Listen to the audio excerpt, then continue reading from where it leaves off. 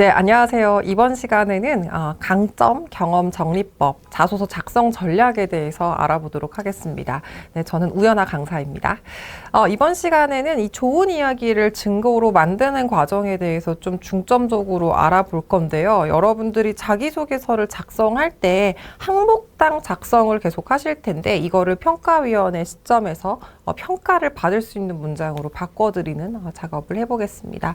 목차는 간단하게 이렇게 6가지로 구성을 했고 자소서를 엄청나게 많이 쓰는 친구들이 있어요. 근데 많이 쓰면서도 이 자소서를 왜 자꾸 탈락시키냐라고 보면은 이게 무관한 경험들이라든지 역할이 부재되어 있어서 떨어지는 경우들 많거든요. 그래서 그 지점부터 먼저 잡을 거고요. 어떤 프레임으로 썼을 때 가장 증거로 잘 남아지고 이 사람의 역량값으로 도출되는지 그 지점들, 그리고 경험 선정 기준, 항목당 작성 전략, AI 활용법, 체크리스트 순으로 한번 봐보도록 하겠습니다.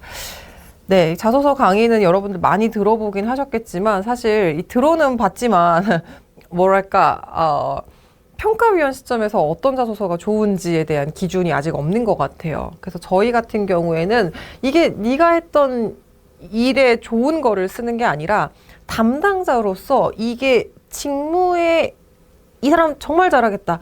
이 담당자로 이 사람 뽑았을 때 이 친구는 전혀 문제 없겠다라고 느껴지는 그러한 문장들을 만들어야 고민 없이 걱정 없이 뽑는다라고 말을 하거든요.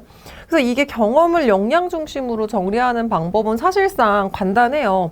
내가 이 직무 관련성이 있는 경험들을 넣는 게 그게 1순위고요. 내 역할이, 내 롤이 뭐였는지, 내가 이걸 통해서 얻었던 결과가 무엇인지에 대한 그 구조들이 반드시 문장에 들어가야 됩니다. 저희가 평가를 할 때도 끊고 가요. 이렇게 직무 관련성 끊고 담당자의 역할 끊고 결과 끊고 들어가요. 근데 이걸 흡사 약간 독서 감상문처럼 이런 프로젝트라면서 뭘 배웠다. 이런 식으로 소감문 형식으로 쓰는 게 있거든요. 근데 회사에서는 돈을 주고 담당자를 구인하는 상황이다 보니까 배운 사람이 중요하지 않아요. 이게 직무랑 무슨 연관성이 있고 이 사람의 롤 포지션은 리딩하는 쪽이냐 팔로잉하는 쪽이냐에 따라서도 이 역할값을 다르게 부여합니다. 그래서 이 사람이 결국은 마케터로서 성과를 어느 정도 냈을까? 이게 연구를 하는 사람으로서 내가 어느 정도의 연구 능력이 있나? 이거를 보기 위해서 결과값들을 같이 본다. 그래서 이 프레임에 있어서는 CARL 프레임을 활용하는 게 가장 좋은데 요건 좀 이따 뒷부분에서 활용을 해드리도록 할게요. 그 합격별로 이 합격 문장을 만드는 것들도 되게 좀 항목별로 접근을 잘 하셔야 되는데 이게 지원 동기 써주세요, 협업했던 경험 써주세요, 실패했던 경험 써주세요라고 해서 보통은 그렇게 문장 하나가 들어가잖아요. 지문 하나만 들어가는데 이거를 SK식으로 쓰시면 사실상 정확하게 들어가야 될 요소값들을 다 반영해서 쓸 수가 있거든요. 최근에 SK 하이닉스 자소서 보셨어요? SK 자소서 보면은 협업했던 그 과정을 서술하세요 해가지고 그 밑에 당시 어떤 기준에서 협업했고 어떤 것들이 실패할 가능성이 있었다고 보였으며 그때 내 역할, 그때 내가 느꼈던 한계 이런 것들을 다 쪼개가지고 그거를 내가 협업했던 경험으로 쓰라라고 되어 있거든요. 근데 자기소개서를 쓸 때도 저희가 평가할 때도 그런 기준으로 봐요. 이 사람이 당시 가졌던 목표는 무엇이고 협업에서의 이 사람의 롤 포지션은 무엇이고 이걸 통해서 이 사람은 어떤 문제를 어떻게 해결했고 협업에 대한 지원자의 생각들은 무엇이고 결과는 뭘까? 질문은 굉장히 심플하지만 평가하는 답변들은 체계적으로 쪼개서 본다. 따라서 여러분들이 자기소개서를 처음 쓴다라고 하면 SK 자기소개서를 먼저 출력한 다음에 협업했던 경험에서는 이런 항목들을 쪼개서 넣어야 되는구나 라는 것에 대한 감을 잡으시는 게 가장 좋습니다. 그래서 이게 여러분들은 이 합격 문장을 만드는 방법은 그냥 내가 지문 하나를 놓고 내가 그냥 서술 형태로 쓰거든요. 근데 이거 서술형 문제가 뭐 수행평가가 아니잖아요. 우린 합격하기 위해서 담당자로서 합격하기 위한 과정을 겪는 거다 보니까 이거를 항목별로 그리고 접근별로 다 쪼개셔야 된다. 접근하는 방법들은 SK 자소서를 옆에 놔두고 쪼개서 쓰시는 걸 추천을 드립니다. 그게 가장 빠르게 늘더라고요. 그리고 프레임 예시를 통해서 자소서 퀄리티 향상이라고 하는데 요거는 요 자소서는 SK 자소서를 놓고 보시는 게 좋고 그 추상적인 표현은 뭐 이거는 창업이든 취업이든 뭐든 다 싫어해요. 어디서든 페이퍼로 우리가 승부 봐야 되는 건 다 싫어해요. 뭐 그 예를 들어서 막 넘버 원, 뭐 학과 최초 이런 단어 있죠. 약간 근데 이게 근거 자료가 붙지 않고 막 교수님이 가장 좋았다라는 피드백 이런 것들 있죠. 구체적인 내용 없이 추상적으로 들어가는 이 문항들을 그렇게 좋아하진 않습니다. 네. 그래서 이거는 구체적인 내용들이 좀 들어가져 있는 게 좋고요.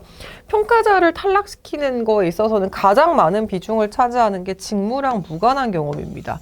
그 우리가 예를 들어서 내가 경찰을 하려고 해. 근데 내가 식당 사장을 했어.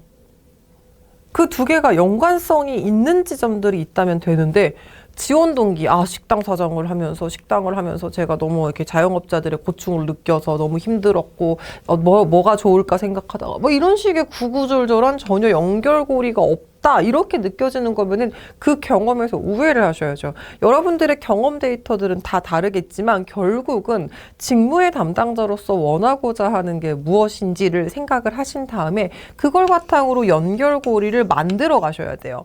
없다면 만들어 가셔야 돼요. 없다면.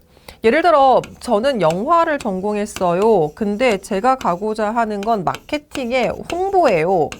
그러면 이렇게 낳고 보면 저는 영화를 전공하면서 영화 감독으로서 뭐 단편 몇 편 뭐 했다 이렇게 하게 되면 이게 교집합되는 지점들이 없잖아요. 마케팅은 결국 사람들에게 구매를 활성화시키는 프로모션을 한다던가 뭐 글을 쓴다던가 하는 건데 그럼 이럴 경우에는 겹쳐지는 값들을 만드셔야 돼요. 영화 전공했어요. 글을 쓸 줄 압니다. 긴 호흡으로 사람의 마음을 가져올 수 있어요. 마케팅은 짧은 호흡으로 카피라이팅에서 상세 페이지에서 결제 떨어뜨리고 하는 거죠. 짧은 호흡입니다. 이래서 사람의 마음을 움직이는 방법을 안다라는 걸로 연결고리 값을 적어 넣어주면은, 그러니까 집어넣어주면은, 그때부터는 이 연결고리를 활용해서, 이 사람은 그래도 이 일을 해봤으니까 이게 되겠네로 평가위원회 시점이 바뀌거든요. 근데 이 평가위원회 패러다임을 바꾸지 못하는 순간 뭐야? 영화 전공한 사람이 왜 홍보팀 썼어? 이렇게 돼요. 식당 하던 사람이 경찰을 왜 해? 이렇게 되거든요. 그래서 이거를 놓고 보면 내가 연결고리 값을 뭐를 할까? 스티븐 잡스가 그 얘기를 하잖아요. 이건 자기소개서에서 항상 이야기하는데 흩어져 있는 점들을 연결시켜야 돼요. 연결시켜야 이게 자기소개서에 내가 했던 과거의 활동들이 여기까지 오기 위한 과정이었구나라고 평가위원들이 해석을 하거든요. 근데 이렇게 다 이걸 했는데 이걸 했고 이거 했고 이거 했고를 그냥 점들로만 놔두면 이 사람 근무기간 짧다. 이 사람 또 마음에 안 들면 퇴사하겠네. 이렇게 되거든요. 저는 이렇게 연결고리 값들을 계속 관통하는 흐름 만드셔야 됩니다. 그래야지만 이게 되고, 그 포인트는 뭐냐면 관련성 부재로 자꾸 느껴지면 관련성이 높은 사람을 뽑을 수밖에 없죠. 경험이, 그래도 이 마케팅 영화 쪽도 했던 친구 있던데 이 친구는 보니까 경험이 없잖아. 이렇게 느껴지면 바로 탈락하잖아요. 근데 그래도 영화 했던 애들이 글 잘 쓰지 않을까? 이렇게 사고를 바꿔주게 만들어야 되는데 그 설득을 자기소개서에서 해야 된다. 내 역할이 없음 팀이 했다. 그러니까 했긴 했는데 이 사람 뭐 했지? 이게 보여지면은 뭐 우리가 함께 하며 이런 거 뭐야? 약간 애매한 것들 세모치고 넘어갑니다. 그래서 본인의 롤 포지션, 내가 이 프로젝트를 할 때 어떤 역할을 담당해서 어느 정도까지 결과값들을 얻었는지에 대한 내용들이 들어가져 있어야 됩니다. 이거 제일 싫어하는 겁니다. 추상적. 배웠습니다. 성장했습니다. 인사팀에서는 뭐라고 생각을 하냐면 회사가 학교야? 이렇게. 네. 그러니까 우리 회사에게 무슨 역할에 기여를 하는 사람이 될 거냐고. 예. 물음표? 열정을 느꼈습니다. 가슴이 벅차는 걸 느꼈다. 이게 어쩌라고씩 빼셔야 됩니다. 자소서는 결국은 이거예요. 직무 역량 증명서입니다. 내가 했던 경험이 이 직무랑 얼마나 연결되는가. 이때 내가 필요했던 역량은 이건데 이 역량을 통해서 나는 이미 증명해냈고 유사한 경험을 통해서 내가 이거에서 유사한 내 목표값들도 달성해놨고 따라서 이 직무에 대해서 내가 제일 적합합니다. 담당자를 뽑잖아요. 직원 채용 이렇게 안 뽑잖아요. 우리 80년대처럼 한국은행 지원 채용 이렇게 뽑는 게 아니라 한국은행 무슨 뭐 PF 사업부 무슨 담당자 채용. 그러니까 담당자로서 관련성이 없다면 뽑히는 게 이상한 거예요. 여러분들 계속 자격증 외국계 기업 가야 됩니다. 토익도 따야 될 거고요. 저는 외국계 인턴도 할 거고요. 구글도 대외 활동 들어갈 거예요. 하는 이유가 계속 여러분들 외부 활동하는 이유가 관련성 높이려고 하는 거잖아요. 적합성 높이려고 하는 거거든요. 그 다음에 구체성 들어가셔야 됩니다. 이걸 통해서 이게 뭐냐면 주장하는 글이 되면 안 돼요. 주장하는 글이 되면 안 된다라는 게 나는 여기에 적합합니다. 누구보다 잘할 자신이 있습니다. 거기에 있어서 여러분들 학교 다닐 때도 논술 글들 막 써봤을 텐데 주장에는 반드시 근거가 들어가야 되거든요. 결국 여러분들의 자기소개서는 주장하는 글이에요. 제가 논술학원을 운영하고 있어서 더 여러분들 시점에서 좀 접근을 하자면 주장하는 글에 있어서는 근거가 붙지 않으면 설득값이 떨어집니다. 동물원을 없애야 됩니다. 왜? 동물들이 불쌍하니까요. 이러면 이거 없애고 싶어요? 아니잖아요. 내가 제일 적합하다. 왜? 내가 이 활동하면서 이 경험들을 만들어냈고 이 활동을 통해서 이렇게 내가 성취율을 높였고 이러니까 내가 적합합니다. 결국은 자기소개서는 나를 채용하라는 거에 대한 주장하는 글이거든요. 설득값이잖아요. 근데 이거에 있어서 근거값들이 열심히 할 자신이 있습니다. 아이고 열심히 안 할 사람들이 원서를 썼겠냐고. 열심히 안 하겠다고 하는 사람이 있냐고. 최대한 월급만큼 일하겠습니다. 이렇게 말하는 사람이 있어요. 없단 말이에요. 그럼 결국 구체성이 결여되어 있는 자소서는 그 누구에게도 설득력을 갖고 오긴 쉽지 않습니다. 재용 가능성 같은 경우 이건 뭐냐면 이건 여러분들이 고려해야 될 상황은 아닌데 이런 것들을 보면 야 평가위원이 생각을 해요. 이 친구는 나중에 이 일 시키면 되게 잘하긴 하겠다. 우리가 그럼 유튜브 이제 시작할 거죠. 그럼 이 친구 홍보팀으로 보내가지고 이런 거 뭐 브이로그랑 이런 거 하게 되면 지난번 포플 보니까 괜찮던데 이렇게 시키면 되겠다. 틀이 나오네. 이런 느낌을 평가위원이 받게 하셔야 돼요. 근데 이게 없다? 그럼 설득이 덜 된 겁니다. 그럼 우리 이거 이번에 하는 거 이 친구 영업관리로 보내가지고 나중에 가맹사업본부 그 담당자로 시켜야겠다. 그렇게 키워야겠다. 이게 값이 이 사람의 로드맵들이 보여. 이 친구 나중에 요거 해가지고 요거 하면 잘하겠는데 라는 게 느껴져야 돼요. 안 느껴지면 덜 꼬신 겁니다. 꼬셨다라는 표현이 그렇지만 맞습니다. 그래서 결국은 이거예요. 내가 어떤 상황에서 어떤 역할이에 어떤 결과였었고 이게 내가 어떻게도 적용 가능하다라는 이 프레임워크로 가는 게 사실 제일 좋거든요. 근데 여기서 R은 사실 빼도 돼요. R은 빼도 되는데 R을 넣으면 뭐 잘할 자신 있습니다. 이래갖고 앞에 내용들은 근사하지만 뒤에 또 구리게 빼는 경우들이 있거든요. 그럼 안 되니까 상황, 행동, 결과, 연결은 이렇게 직무 적용시키겠다? 이렇게 기여하겠다? 간단하게만 훑어주거나 생략해도 괜찮습니다. 왜 생략해도 괜찮냐면 자소서 항목의 반드시 마지막 문항은 입사 후 포부 혹은 본인의 목표, 앞으로의 로드맵을 써라. 10년 이내 달성해야 될 여러분의 목표를 쓰세요. 앞으로 어떤 담당자로 성장할 건지 성장 계획 쓰세요. 우리 회사에서 맡고 싶은 사업 이야기하고 그걸 내가 어떻게 실현시킬지 쓰세요거든요. 그럼 결국은 미래값들을 써야 되기 때문에 내가 1번, 2번, 3번에서 이미 갖고 있던 그 데이터들을 4번에 쏟아내는 항목이 반드시 있을 겁니다. 그래서 이거는 굳이 모든 문항마다 다 연결시킬 필요는 없다. 근데 요거를 마지막 문항에는 계속적으로 느낌표를 찍어야 되기 때문에 1번, 2번, 3번 항목에는 상황, 행동, 결과에 대한 값들을 충분히 설득시킨 다음에 이 사람은 이렇게 하겠구나. 따라서 입사 후 이렇게 되겠구나라고 가셔야 된다. CARL로 경험을 정리하면 자기소개서 문장이 사실 자동으로 만들어질 수밖에 없어요. 우리 그때 요거를 넣는 거예요. 우리 그때 팀 프로젝트 할 때 100명의 고객에게 우리의 가짜로 만든 이런 쇼핑몰을 노출시키는 게 목표였다. 그때 나는 100명에게 어떻게 목표로 우리 상세 페이지를 쇼핑몰을 보여주게 할 건가에 대한 가설을 먼저 세우는 역할, 그리고 어떻게 내가 시각적으로 이 사람들에게 후킹 값을 줄 건지, 내가 무슨 채널로 뭐를 할 건지에 대한 총 마케팅 PM 역할을 맡았다. 그때 내가 전에는 이 친구들이 대자보라든지 이런 거를 활용해서 홍보물을 만들었기 때문에 오프라인에서 지나가지 않으면 이거를 홍보물을 접근할 수 없었다? 나는 인스타의 그 마케팅 퍼널을 구축해서 뭐를 했더니 300명이 바로 보더라. 그럼 요렇게 흘러가는 거죠. 따라서 나는 앞으로 퍼포먼스 마케터로서 이게 되잖아요. 그러니까 요 지점들이 우리는 드론을 만들어서 드론을 실습해가지고 상권 분석을 해야 되는 드론 학과였어요.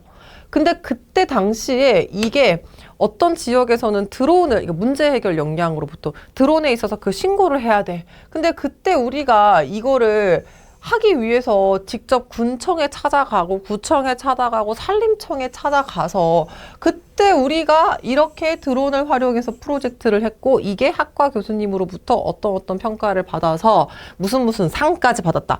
이게 결국 여기 상황, 행동, 결과로 이어지면 무조건 자기소개서 문항이 만들어질 수밖에 없어요. 근데 이게 왜 안 되는 줄 아세요? 그럼 뭐 했다고 하지? 뭔가 이 값들, 나 뭐 했지? 이거 안 나와. 이걸 안 내요. 그러니까 우리 집에 금두꺼비가 있었는데 금두꺼비는 정말 비쌌어요. 이렇게 뭔가 시작과 끝만 넣어요. 그러니까 우리가 보고 싶은 건 이 사람은 어떤 행동을 하는 사람인지 이게 보여줘야 나중에 회사 왔을 때 유사한 상황이 발생했을 때도 이 문제를 이렇게 돌파하겠구나라는 걸 오버랩 시키려고 이런 문항들을 넣거든요. 자기소개서. 그러니까 이 사람은 뭐 했는지, 그때 이 사람은 구체적으로 이 사람이 갖고 있는 행동값들은 뭔지, 이 사람은 어느 정도까지 결과를 만들어낼 수 있는 사람인지가 필요해요. 이게 없으면 애매하죠. 행정 같은 경우도 쌤, 성과 없으면 어떡해요? 성과가 없을 수가 없어요. 예를 들어 행정 같은 경우에도 내가 기존 거래처를 300개 거래처를 관리했다라고 할게요. 그 업무 보조해서 보조 알바 했을 때 300개를 하는데 이 300개에서 주문 실수가 반드시 있어요. 나는 그래서 보통 한 5% 정도 실수율이 오류가 늘 발생을 하는데 내가 있었던 기간 동안에는 저 한 건 정도 났나요? 그래서 내가 한 건 정도야. 그럼 이렇게 만약에 이게 5%라고 하면 15건 정도 오류율이 난데 나는 이게 한 건 정도밖에 안 났다.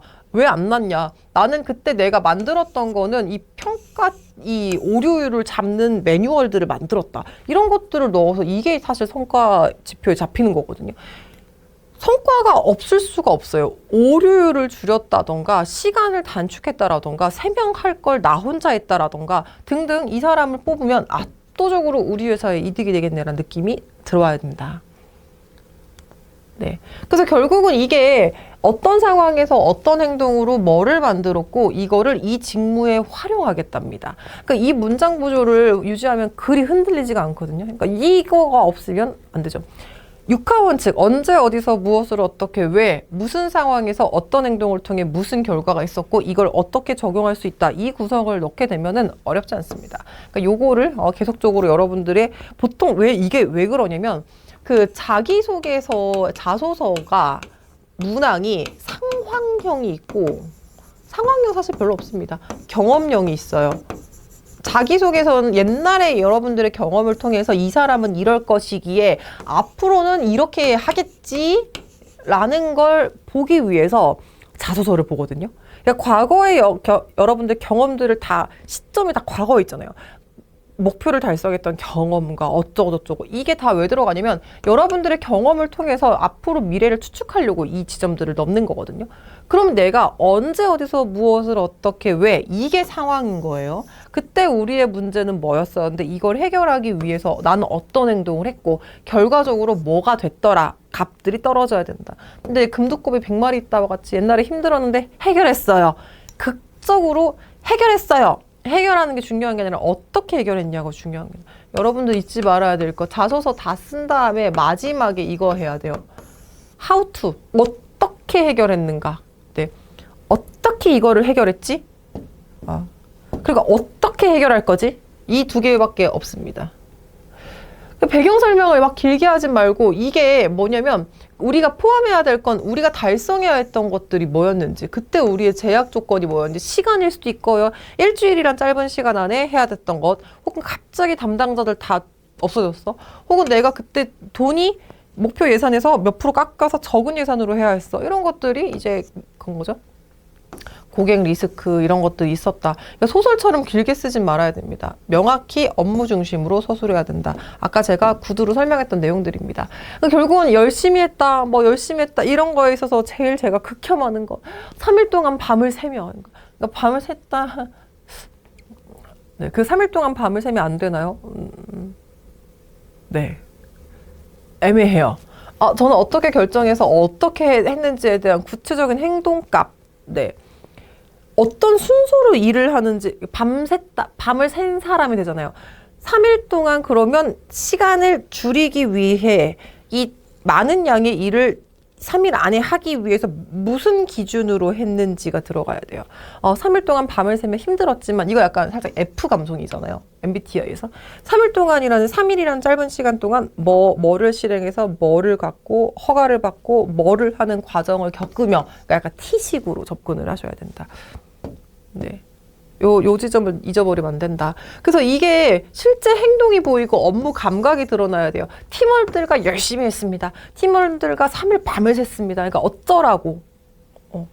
우선순위를 재정의하고 역할을 재배치해서 일정 지연을 막았다. 요 느낌으로라도 이것도 사실 덜 쓴 거거든요. 근데 그래도 비교하게끔 열심히 했습니다. 열심히 하겠습니다. 이런 게 안 된다. 그러니까 내가 뭐를 했고 어떻게 해서 매뉴얼을 구축해서 뭐를 했다. 이게 들어가줘야 좋은 예다. 아시겠죠? 수치, 대체지표. 대체지표는 이거예요. 그 시간을 단축했거나 오류를 감소했거나 처리량을 많이 했거나 만족도를 향상시켰거나 효율성을 개선했거나 또는 컴플레인이 안 들어왔어요. 콜센터 알바할 때 컴플레인 10%씩은 무조건 받았는데 나는 컴플레인 근무하는 동안 한 번도 안 받았어. 네. 이런 것까지 고객 만족이죠, 사실. 근데 이런 것도 있어요. 내가 너무 잘해가지고 일을 너무 잘해. 매년 방학 때마다 계속 올 수 없냐? 계속 러브콜 받는 것도 대체지표입니다. 요 2개까지 넣어주시면 좋습니다. 그 대체지표는 이걸 통해서 이렇게 네 됐다. 요 지점으로 설계하시면 되겠습니다. 그러니까 변화가 포함되어 있어야 돼요. 지표 중심 문장은 그 결과 몇 % 개선되었습니다. 처리 시간을 몇 % 단축시켰습니다. 오류율을 이렇게 감소시켰습니다. 전후 비교 변화가 명확히 들어가시는 게 좋다. 산출물 중심은 어떤 것들을 업무 프로젝트 워크플로우를 만들어서 무슨 문제를 해결했다. 업무 매뉴얼 제작으로 신임 교육 직원 시켰다. 체크리스트 구성으로 누락을 제로화했다. 이게 결과 문장에 반드시 산출물이 들어가야 된다. 템플릿 다시 수치, 대체지표, 산출물, 작성 원칙 기억하셔야 됩니다. 뜬구름 잡는 소리 하지 말라는 이야기예요. 배웠다. 차라리 내가 배웠다라고 한다면 차라리 입사 후 어떤 직무에서도 어떤 방법으로 이 프로젝트처럼 이어갈 수 있을 거라고 생각한다. 이 정도까지라도 나와야 사실 괜찮다. 구체적인 업무 방식들도 좀 들어가져 있으면 좋다. 근데 이것도 어차피 입사 후 포부라는 마지막 항목에 거의 다 때려 넣는다라고 생각을 하시면 되는데 배웠다. 이건 배웠다로만 하지 마세요. 배웠다, 성장했다. 이런 약간 애매한 워딩은 좀 힘듭니다. 자소서에 넣을 때 경험을 어떻게 넣는 게 좋냐면 여러분들이 자소서를 보고 문항을 딱 보고 쓰는 게 아니라 나로부터 먼저 불러오기를 해야죠. 데이터 값을 불러오기를 해야 그 레이아웃 배치를 하잖아요. 직무 관련성이 높은 경험 뭐 있지? 내가 근데 이 역할을 명확하게 했던 경험 뭐가 있지? 산출물을 만들었던 경험 뭐가 있지를 착착착 잡아놓은 상태로 가셔야 된다. 그래야 여러분들이 좀 덜 힘듭니다. 네. 내가 실제로 한 것, 나의 기억, 구체적인 행동이 드러나는 것들을 써주시는 게 좋습니다. 그래서 이것도 반복되는 단어를 먼저 체크를 하시는 게 좋아요. 채용 공고상에 지원 직무의 공고를 먼저 수집했을 때 자격 요건, 우대사항에서 반복되는 단어들이 있거든요. 그걸 보면서 이거에 대한 건 뭐지? 그럼 이때 내가 도출해야 될 것 뭘지? 그리고 이게 영양값들 뭐가 있을지? 그럼 내가 그때 키워드들을 뭘로 잡는 게 좋을까? 근데 이게 뭔가 자꾸 이렇게 지점 관리, 영업 관리 뭐가 있는데 막 돌아다니는 느낌이야. 이거 뭔가 가맹사업자들이랑 커뮤니케이션이 중요한가? 뭔가 이게 리더십이 중요한가? 이 단어들을 한 개 직무를 보면서 키워드를 찾아야 돼요. 그럼 내가 영업관리로 넣는다 했을 때는 계속 커뮤니케이션 능력, 고객관리 능력, 만족도 뭐가 나온다면 오케이. 고객 커뮤니케이션으로 가자. 이 값들을 여러분이 도출할 수가 있거든요. 근데 요게 없이 하나 쓰고 하나 쓰고 하나 쓰고 하나 쓰고 되면 핵심 역량이 안 보여요. 이것 때문에 여러분들 좀 고생할 수가 있다. 그래서 결국은 한 경험에는 한두 개 역량만 집중하세요. 무슨 느낌이냐면 약간 종합 선물 세트로 이 경험을 통해 뭐랑 다 했어. 이렇게 하게 되면은 집중이 잘 안 되거든요. 모든 최대 역량 2개. 이 경험을 통해서 내가 어떤 역량을 키웠다. 2개까지만 넣으세요. 스트레스를 돌파할 수 있는 힘도 키웠고, 더 키웠고, 너무 잡다구리하게 하지 마시고 2개에만 집중하시는 게 좋습니다. 너무 막, 이거예요. 이게 뭔가를, 땅을, 자소서는 깊게 파야 되잖아요. 근데 이게 뭔가 다 맛보기야. 그러니까 얕게 이것도 이렇게 해. 이러면은 내 욕심에 나는 이런 사람이라는 걸 보여주고 싶어서 막 나열을 해요. 근데 보는 사람 입장에선 그 어떤 것도 알 수 없어요. 얕아져요. 유튜브를 30분을 보게 되면 여러분들이 봤을 때, 이거 뭔가 이 파트에 대해서 내가 알겠는데 3분짜리 10개 보면 어때요? 아무것도 몰라요. 그거랑 똑같습니다. 그래서 여러분들은 하나를 뿌리 깊게 내려서 설득값을 갖고 가셔야 된다. 너무 얕게 이것저것 쓰시면 안 된다. 그래서 결국은 이 구성은 지원 동기랑 포부 같은 경우엔 잘 알겠지만 이것도 AI 툴들 활용하시면 좋아요. 결국은 회사는 무슨 말이냐면 앞으로의 계획 이런 거는 회사가 갖고 있는 문제를 해결해 줘야 되거든요. 미래 먹거리를 네가 찾아주고 미래 먹거리를 네가 만들어주고 지금 있는 우리 회사에 있는 이런 이익들도 더 크게 해줄 수 있는 아주 똘똘한 미래 인재를 찾는단 말이에요. 그럼 이런 것도 물어보셔야 되죠. 앞으로 한 셈은 어떻게 바뀔 것 같아? 오늘의 집은 앞으로 어떻게 바뀔 것 같아? 이런 것들의 데이터 값들을 넣은 다음에 한 셈이 이제 온라인으로 플랫폼 사업을 시작해? 오늘의 집을 경쟁사로 잡았다고? 그거부터 시작해서 여러분들의 방향들을 설계하셔야 된다. 근데 그게 안 되면 힘들어진다. 그쵸? 그래서 이렇게 여러분들의 회사에 대한 근거들 있죠? 이런 것들 잘 갖고 오시는 게 좋습니다. 그래서 이게 경험 증거를 계속적으로 붙여야 된다. 이게 일단 첫 번째 조건이고, 지원 동기는 감정이 아니에요. 그리고 여러분 성장 환경을 묻는 기업들이 이제는 별로 없지만 성장 환경의 정말 최악의 첫 번째 문장. 부유하지 않지만 사랑이 넘치는 가정에서 이남일녀로 자라며 담당자를 뽑는데 약간 맞선 프로그램 나오는 듯한 그런 워딩들 지양하셔야 됩니다. 감정이 아니라 근거입니다. 나는 이 일을 예전부터 어떻게 유사한 일들을 해왔는데 그 경험을 하면서 이 직무랑 나랑 잘 맞는다고 생각을 했고 이 직무에 있어서 어떤 정도의 성취율과 성과 지표를 냈는데 이렇게 해서 내가 이 직무에 대한 적합도가 있고 이 회사는 이렇기 때문에 내가 여기에 가면 좋겠다라고 느껴서 썼다 이거죠. 내 경험을 회사의 근거를 연결시켜야 된다. 감동 스토리가 아니다. 삼성전자가 글로벌 1위가 되는 거에 대해서 감동을 받아 이런 거 있죠. 안 됩니다. 감동 스토리 아니에요. 그러니까 이 담당자로서 너는 얼만큼 잘할 수 있냐가 그려져야 되는 거다.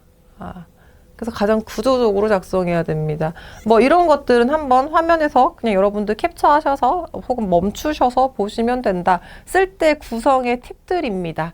네, 역량선언 이런 것들도 앞에 여기 있거든요. 보통 이게 본인의 강점을 쓰라는 항목들이 요즘 잘 나오거든요. 저는 어떤 것들이 강점이다. 그래서 제한된 시간이랑 어떤 상황에서도 이때 이거를 했고 이걸 통해서 내가 어떠한 역량과 성과들을 냈다. 요 구성으로 쓰시면 되죠. 그래서 상황, 행동, 결과, 연결, 구조를 적용시키는 게 좋습니다. 그리고 이 명확성이 일단 아까 말했던 것처럼 포인트이기 때문에 열심히 했다가 아니라 무엇을 했다라는 걸로 작성을 해주셔야 됩니다.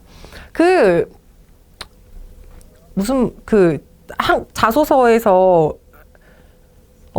나의 실수로 조직에게 피해를 줬거나 혹은 실패했던 경험 이런 거 있잖아요. 그런 거 쓸 때 상대를 탓하지 마세요. 근데 팀원 중에 한 명이 뭐를 잘못해가지고 실패를 했고 이런 거 있죠. 약간 남을 탓하는 것. 면접에서도 회사가 왜 이렇게 회사의 경험이 이렇게 다 토막토막 나 있네요. 그때 그 사장님이 좀 이상하셔서 이렇게 하면 이상한 사람 되잖아요. 그렇구나. 사장님 이상하셔서 정말 고생 많으셨겠다. 이렇게 얘기 안 하잖아요.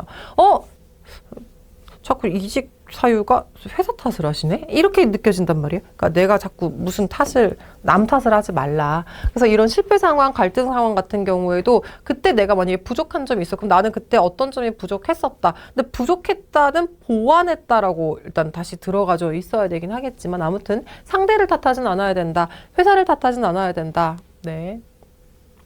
실패 미화 저는 개인적으로 별로 안 좋아합니다. 근데 이거는 기준이 다들 조금씩 다르지만 저는 이게 뭐 실패했다? 아, 그럼 실패했어요. 실패하고 다음부터 실패 안 해야지? 이래가지고 아, 어떻게 이거를 앞으로 두 번째는 실패 안 하지?